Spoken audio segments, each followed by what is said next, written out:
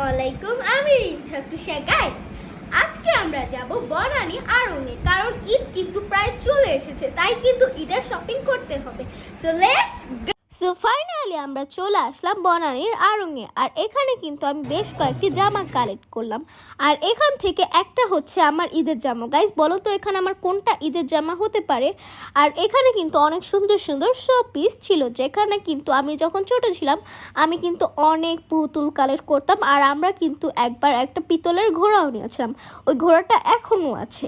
আর জায়গাটা এত বেশি সুন্দর ছিল বলার বাহিরে। এখানে ড্রেসগুলোও যতটা সুন্দর, তার থেকে আরও বেশি সুন্দর মৃৎশিল্পগুলো। আর এখানে কিন্তু অনেক সুন্দর সুন্দর গাছও ছিল, তোমরা কিন্তু দেখতেই পারতেছো। আর এগুলো এত বেশি সুন্দর ছিল বলার বাহিরে। সো এখানে কিন্তু যে বাঁশের ইটা ছিল ওইটা আমার কাছে আরও বেশি ভালো লাগছিল। সো তোমাদের কাছে ভিডিওটা কেমন লাগলো অবশ্যই কমেন্টে জানাবে। অবশ্যই like, comment, share and subscribe করবে। সো আজকের মতন ভিডিওটা এই পর্যন্ত। টাটা, আল্লাহ হাফেজ, good bye, see you again, tata.